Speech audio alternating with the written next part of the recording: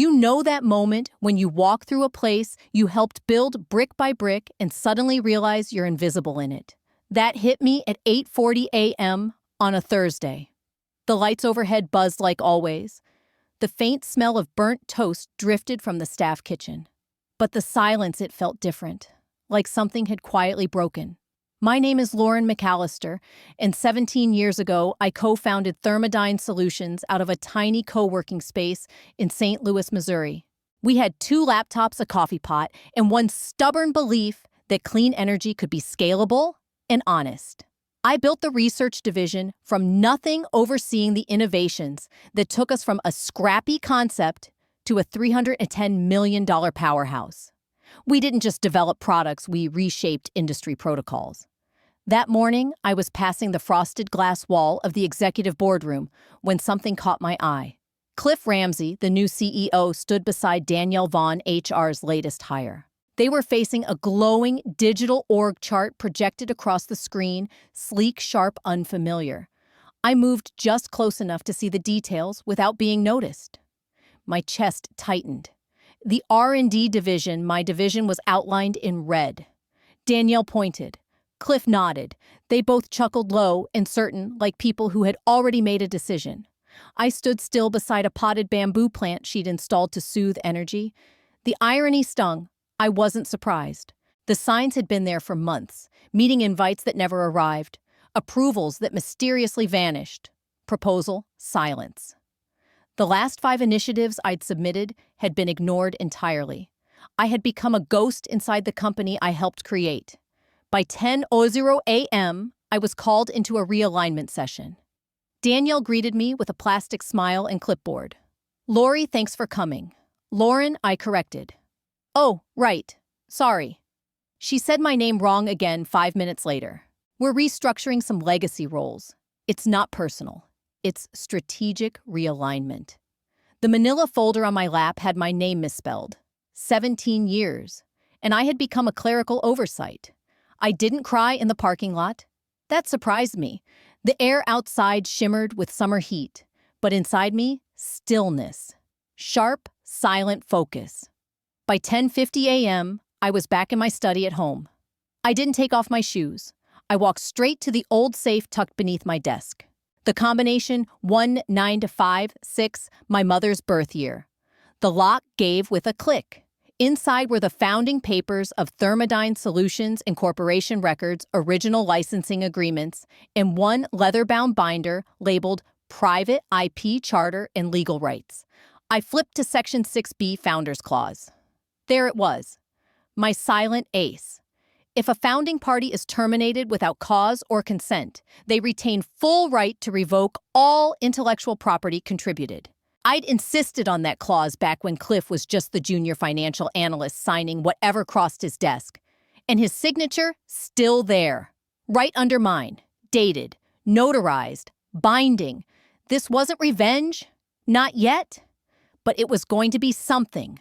Something permanent. The folder stayed locked on my encrypted drive. I leaned back in my chair. The edge of the document was still warm where my fingertips had lingered. This wasn't revenge. Not yet. But it was the start of something that could become exactly that. Thermodyne didn't just push me out. They pushed out my work, my legacy, my name. They forgot that innovation doesn't live on paper. It lives in people. And they made the mistake of forgetting I was still very much alive. That their entire framework was built in part on what I created. I didn't scream. I didn't slam doors.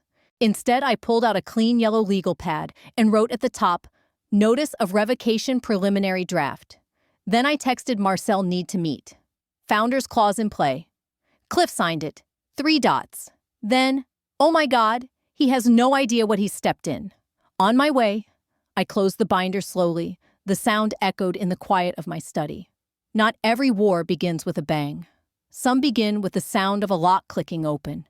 By 8:30 a.m., the next morning, I was sitting across from Marcel Quinn, my attorney of 14 years, in his cluttered corner office overlooking the Mississippi River. Legal pads, empty coffee cups, paper trails from old victories. He was already flipping through the binder like it held launch codes. This clause, he said, tapping the page with his pen, isn't vague, it's airtight. And they signed it. Cliff did? I nodded. He probably forgot. I didn't. Marcel leaned back. We won't yell. We won't threaten. We'll send what they fear most documents.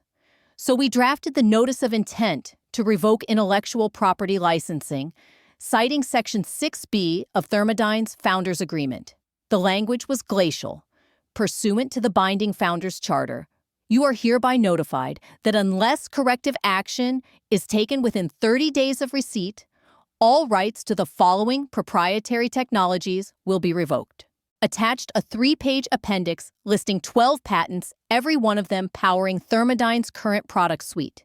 We printed the letters on heavyweight bond paper, notarized, sealed into 10 identical envelopes, each addressed to the board, including Cliff and Danielle.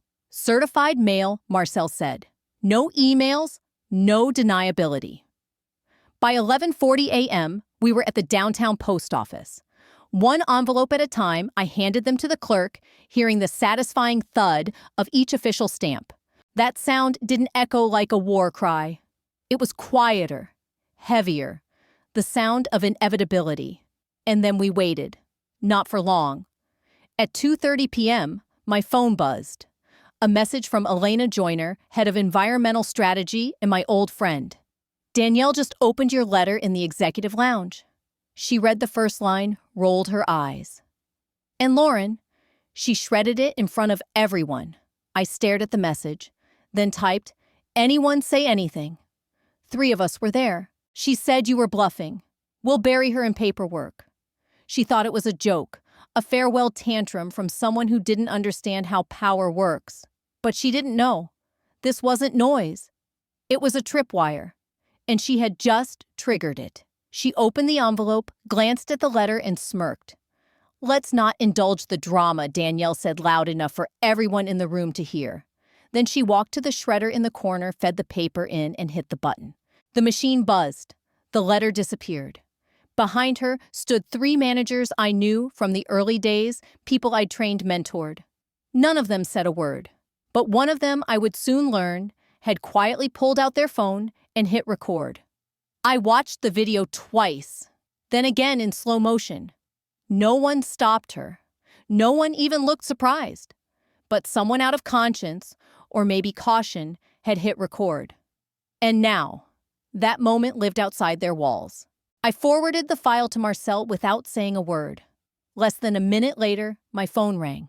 I watched it, he said. His tone sharp, exact. That's willful negligence on camera. She destroyed formal legal notice. With witnesses, they can't plead ignorance now, he added. This changes everything. I nodded, though he couldn't see me.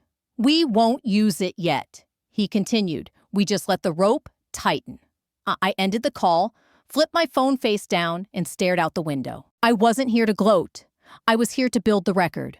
By 12:30 p.m., another message came through encrypted via Proton Mail. The subject line, clause. The body read, if this chapter moved, you don't just scroll past subscribe and stay with me, because what comes next isn't just a continuation. It's the reckoning they never saw coming. You don't know me. I work in legal. We warned leadership 2 months ago about your licensing clause. Internal memo flagged it. They ignored it. There are emails, threads, screenshots. I'll send more soon. No name, no trace. But the language was real. The tone unmistakable. Someone on the inside had been watching, and now they were ready to help pull the thread. I replied only once. Thank you. Be careful. Then I closed the laptop and leaned back. I wasn't furious. I wasn't flailing. I was focused, calm, in control. Thermodyne's executives had mistaken my silence for surrender, my professionalism for passivity. But what I was building wasn't noise, it was foundation. Every arrogant decision they made became more weight for the collapse I wasn't even pushing, just preparing for. At 3:45 p.m., Marcel confirmed the video had been time-stamped and secured on a cloud backup. He labeled it Contingency File A. That evening, while my sister Rachel dozed off during a documentary, I added a line to my journal, Day 3. They think the letter's gone. They don't know it lives on video. And someone inside is watching. I brewed tea, folded laundry, then sent white tulips anonymously to the engineer who had filmed the footage. The note read, "Thank you for remembering. I didn't need revenge. I needed truth." And I was collecting it piece by piece, like steady rain, softening stone. By 7:50 a.m., Monday, I was trimming rosemary in the garden. I hadn't checked my email in 12 hours, not from neglect, but because I didn't need to. The pressure point was coming. At 8:02 a.m., Marcel called. "You might want to sit for this." "I'm standing." "Go ahead." He took a breath. "The Munich deal. Thermodyne's trying to close a $40 million contract this week. But now the Germans are asking questions. What kind I asked, though, I already knew. About ownership, licensing, chain of custody. They want proof that your tech is still lawfully in use." I smiled. "And they don't have it." "Nope." And now, the client's legal team has escalated. They CC'd the entire board. "Do you have the email? It just landed," he said. "Want me to forward?" "No," I said quietly. "Read it." He did. And as he read, I could feel it begin the unraveling. I let the silence linger between us. No threats, no shouting. Just a single question left hanging in the air, a signature-shaped hole they couldn't fill. "Do we respond?" Marcel asked. "Not yet," I said. "Let them scramble." By 10:15 a.m., 2 different former colleagues had already forwarded me the same internal email. "You'll want to see this." I didn't reply. I simply archived both and went back to pruning the basil in my garden. Later, I'd hear the chaos erupting inside Thermodyne.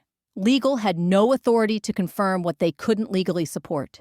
Cliff reportedly snapped at one of the associate counsel during a video call with the Munich team. Danielle tried to brush it off as a minor oversight, but no one bought it, not with a $40 million deal hanging by a thread. At 1:20 p.m., I received a third message, this one from a name I recognized, Eva Janssen, lead counsel for the German firm. "Ms. McAllister, though we are not currently authorized to speak with you directly on behalf of Thermodyne, I wanted to extend a private note of appreciation. The integrity of your licensing record is remarkable.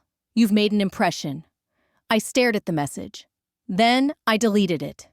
That was all the validation I needed. By the end of the trading day, Thermodyne had issued no public statement, no spin. But inside their walls, the cracks were widening. Everyone who mattered had now seen the fissure. That night, Rachel and I made dinner together. Pasta simple, comforting. Her hands were steady again, good enough to stir. I told her everything. She listened, then gave me a crooked smile. "You don't even have to swing," she said. "They're falling on their own." She was right. I hadn't shouted. I hadn't retaliated. I had simply pulled back what was mine and waited. Sometimes the sharpest weapons are the ones you never raise. By 9:07 a.m. on Thursday, Marcel forwarded me a scanned copy of a document that changed everything. The subject line read, "They finally tried it." It was from the United States Patent and Trademark Office, a formal denial of Thermodyne's attempt to amend the licensing records tied to the clean energy system I had developed. They had tried to strike my name from federal registration, and failed. I opened the file and read it aloud. Request denied. Application incomplete. Required signature of original licensing party, Ms. Lauren McAllister, not provided. Filing is invalid without consent from all original signatories. Black ink. Government seal. The kind of truth no boardroom presentation could overwrite. I texted Marcel, "It's official." He replied in seconds.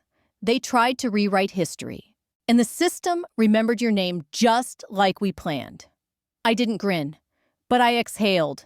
Not with satisfaction, with certainty. They could scrub my name from memos and call me former contributor in investor decks. But the one place they couldn't erase me? The record. And the record never forgets. Later that day, I received a message from Ari Kessler, a journalist I vaguely remembered from a clean tech conference. "Ms. McAllister, I've been tracking Thermodyne's filings. This morning, I noticed a failed amendment request where your name remains the primary licenser. Would you care to comment? Even off the record, I didn't answer. Not yet. I forwarded the message to Marcel. He called within the minute.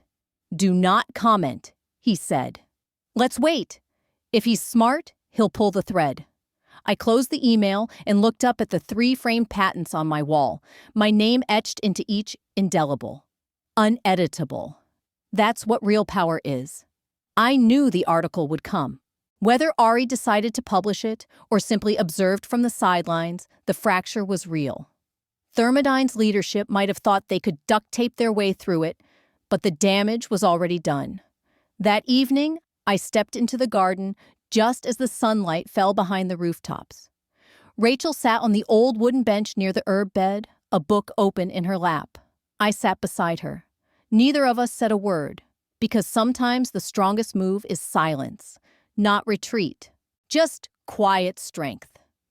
And that evening, I felt grounded, not shaken, not fragile. The truth had taken root. It was solid beneath my feet.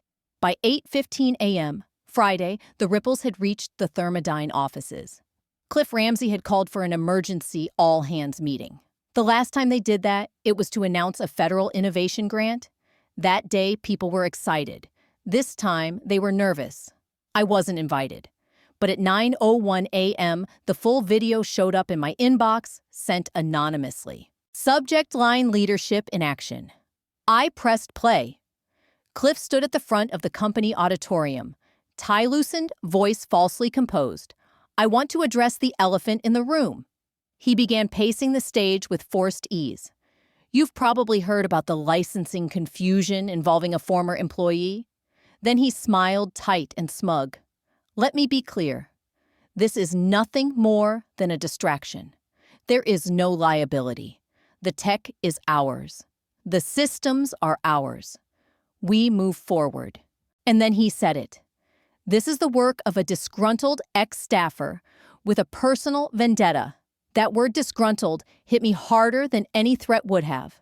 It was designed to diminish, to make me small. A bitter footnote in someone else's story. I didn't rage. I rewound the clip. This time, I watched faces: Danielle nodding stiffly, the CFO looking visibly tense, and a few engineers shifting uncomfortably in their seats. At 11:20 a.m., another email came from Raj Devani, one of the engineers I personally recruited. Smart, loyal, the kind of talent that built Thermodyne's foundation. He'd been laid off months ago during one of Danielle's efficiency restructures. His message was short: Lauren, I've been following what's going on. I can't stay quiet anymore. You need to see this. Attached was a zip file, internal IP risks.zip. Inside, a trail of emails dating back 3 months before I was pushed out. Legal had warned leadership, explicitly. Lauren's name is attached to 5 federally protected patents. If we don't restructure, we could lose access. Danielle's response? We'll manage. Test the waters. Adjust if needed. My hands clenched, not in shock, but restraint. They hadn't fumbled. They'd gambled. I forwarded the email chain to Marcel. Subject they knew. His reply came quickly. Chain of knowledge. Willful disregard. Liability. Gold mine. Let them dig. That night, I sat beside Rachel as she slept, soft music playing in the background. I replayed the meeting, only the part where Cliff called me disgruntled. I didn't speak aloud. Just leaned in and whispered to the dark, "You're going to regret that." By 7:55 a.m., Monday morning, I was slicing strawberries when Marcel called. They filed, he said. Thermodyne is suing you. I didn't blink. I didn't ask what for. I just walked to the window and let the early sun warm my face. Then I waited. Allegation, I asked. Corporate extortion, Marcel replied. They're claiming your notice of revocation was an attempt to pressure them into a personal settlement using intellectual property you no longer control. I exhaled through my nose, slow and deliberate. They're bluffing with a live grenade. Yep, Marcel said, barely hiding a grin. But what they don't realize is they just handed us the detonator. I knew exactly what he meant. By filing first, Thermodyne had triggered Discovery the legal obligation to turn over all communications drafts, internal memos, anything relevant to the licensing, my dismissal, or the Founders Clause. They'd just invited us in. "Start the subpoenas," I said. "Already in progress," Marcel replied. "Emails, Slack threads, legal drafts, archived servers. If someone at Thermodyne mentioned your name over bagels, we'll have it. By 11:20 a.m. I was in his office flipping through the formal complaint. It was polished, aggressive, and laced with passive condescension. They'd painted me as a bitter former executive trying to sabotage the company out of ego. They even cited the Munich delay as proof of my damage. But what truly stunned me wasn't the venom, it was the sloppiness. They had attached a scanned copy of the licensing agreement with my name clumsily redacted. Someone had literally whited out Lauren McAllister, then rescanned it. You could still faintly see the shape of my name beneath the edit. "Is this real?" I asked. Marcel nodded grimly. "And it gets better. One of our tech guys traced the metadata. That document was altered last month, right after they terminated you. They tried to erase me from a federal licensing agreement," I said, "then used it as evidence." "Exactly," Marcel confirmed. "Which means they submitted a falsified document to the court. That's not just unethical," I said flatly. "That's fraud. At best, misrepresentation. At worst, perjury. We didn't shout or celebrate. We marked the file as evidence and tucked it into a folder labeled Counterclaim, Reserved." By 3:04 p.m., I was back home with Rachel, who was resting on the couch. Her energy was low, but her instincts sharp. "You look like someone who walked into a trap and found it already empty," she said. I smiled. "They sued me." She blinked. "Seriously? It's perfect," I said. That night, I poured a glass of wine, not to celebrate, but to prepare. I opened a legal pad and began outlining every misstep they'd made since the day they shoved me out. No emotion. Just facts. Just leverage. Thermodyne thought the courtroom would rattle me. They assumed silence meant surrender, that I hadn't kept receipts. They assumed wrong. At 10:40 p.m., Marcel messaged one last time. "They just stepped onto the battlefield." I replied, "Then let's show them what a real foundation looks like. The calm before the counterstrike isn't empty, it's loaded." At 7:15 a.m., the next morning, my inbox lit up. Subject, "I'm ready to speak." The sender, Dr. Henry Locke, co-founder and former CEO of Thermodyne. I opened the message, heartbeat steady. "Lauren, I've been watching from afar. I can't stay silent." That clause wasn't symbolic. It was our safeguard. You were always the soul of the company. If you need a statement, I'll give it public, sworn, whatever it takes. By 8:03 a.m., I forwarded the email to Marcel with a single line, "He's in." "That seals it," Marcel said. "If they want to pit legacy against liability, we've got legacy in writing." He tapped his pen twice on the table, then added, "I'll start drafting the affidavit. We'll record a statement if Henry's willing. Do you want to meet in person or keep it remote?" The momentum was shifting, but the fire inside me didn't cool. It sharpened. I wasn't just protecting my contribution anymore. I was defending what Thermodyne used to stand for real innovation, real ethics, not optics, not Polish. Later that afternoon at 1:26 p.m., a message arrived from someone I hadn't expected. Vivian Tran, one of the board members. Finance veteran. Brilliant. Brutal. Her email was short and quiet. "Lauren, just a heads up. Cliff and Danielle may reach out to negotiate soon. Don't buy it. The board's divided. They'll frame it as peace." It's not. I stared at the screen, fingers hovering over the keys, but didn't type a reply. She wasn't just warning me. She was signaling fracture. Thermodyne's leadership was splitting, and some people were choosing sides. That evening, I met Marcel at a small cafe tucked between two art galleries downtown. We sat in a booth by the window. A discreet recording device rested between us. At 7:04 p.m., Dr. Henry Locke walked in, still tall, still composed, still carrying that quiet academic certainty. He shook my hand, then said simply, "They forgot who built this place. Let's remind them. For an hour, he walked us through the clause, how it was written, why it existed, and what it was designed to prevent. Every sentence was calm, precise, unshakable.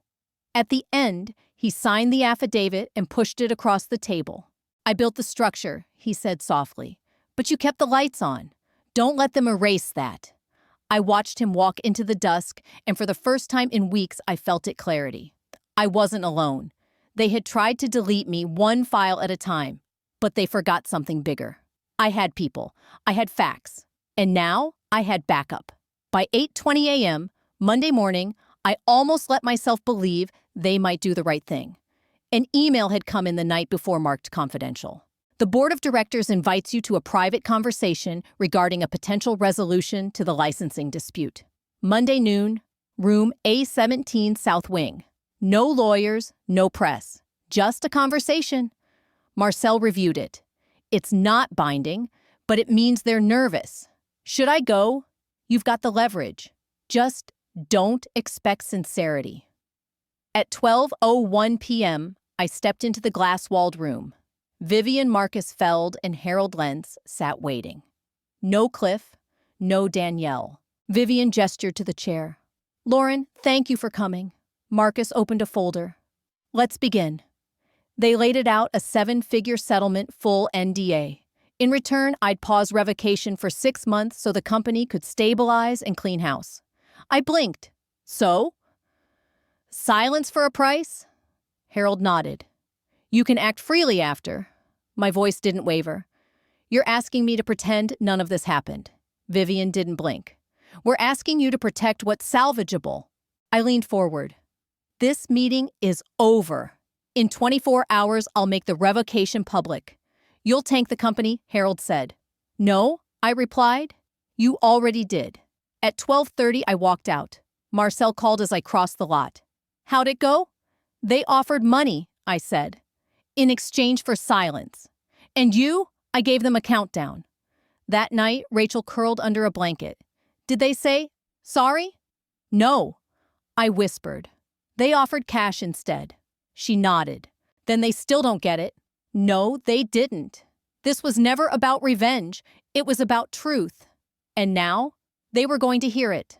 By 8:28 a.m., I was already at my desk sipping lukewarm coffee waiting. Not for an apology, not for redemption, just for the countdown to end. 30 days. That was the window they were given, not to grovel, not even to repair the damage, but to respond with integrity. They didn't. No appeal, no acknowledgement, no correction of the licensing clause they tried to quietly erase. Instead, they gambled on arrogance and delay. But time was up. At 8:30 a.m., Sharp Marcel hit send on the final press release. We'd spent the last week refining every word. It went out to all major media outlets, Bloomberg, Reuters, TechWire, and Green Tech Watch. The headline was simple: McAllister revokes licensing agreement with Thermodyne Solutions. IP use now unlawful. The language inside was sharp, unapologetic, legal, pursuant to Section 5C of the Thermodyne Founders Agreement, and in accordance with the 30-day notice previously issued, all rights to proprietary energy storage and grid optimization technologies authored by Lauren McAllister are formally and irrevocably revoked, effective immediately. Within minutes, it exploded. By 9:02 a.m., the story trended on LinkedIn. By 9:15, Thermodyne's investor hotline was jammed. By 9:30, trading of their stock was suspended due to an unconfirmed disruption of core operations. But I wasn't watching the markets. I was in my backyard trimming lavender. Rachel was on the porch reading. She glanced up. "Is it done?" I nodded. "It's done." At 10:06, Marcel texted. They dropped the countersuit. No apology, no press release. Just gone. No victory parade, no spotlight. Just silence after weeks of noise. Strangely, it felt like peace, not triumph. Release. Then at 11:20, an internal memo leaked. Nolan and Danielle were both terminated by unanimous board vote. The cause: willful obstruction. Failure to disclose material legal risk. And just like that, the collapse began quietly, then completely. Thermodyne's entire product line was now legally compromised. The systems I built became dormant code, ineligible for sale, frozen in limbo. By 3:08, Marcel sent me a screenshot of a headline from Green Tech Watch: Thermodyne ceases operations on core products. Emergency executive vote underway. Beneath it, he wrote, "Freedom doesn't always look like revenge. Sometimes it's just closure." That night, Rachel and I ate takeout on the floor, watching a documentary about the Mars rover engineers crying when the solar panels came back online. They cried for a machine, she asked. No, I said. They cried for what they built. She nodded. Then maybe you're allowed to cry too. I didn't, but I could have. Because what I'd built had mattered. And they tried to erase it. But truth doesn't erase easy. It echoes. By 9:05 a.m. Thursday, a letter arrived hand-delivered. We respectfully request a meeting to discuss possible reinstatement of your licensing agreement. They offered full recognition, profit sharing, and control. I called Marcel. They're not asking for a deal, I said. They're begging for resurrection. He laughed. Then let's make them build a new altar. We did, but on my terms. And for the first time in years, I wasn't just heard, I was honored. If you've ever been underestimated, overlooked, or told to sit quietly while others took credit for your work, then you already understand what this fight was really about. It was never just about a revoked license. It was about reclaiming my name, my voice, and my worth. If my story struck something in you, leave a comment. Tell me where you've drawn your line. Share the moment you chose integrity over silence. And if you're still waiting for that moment, let this be your sign. Subscribe for more stories that remind us you don't need to be loud to be powerful, just unshakably true.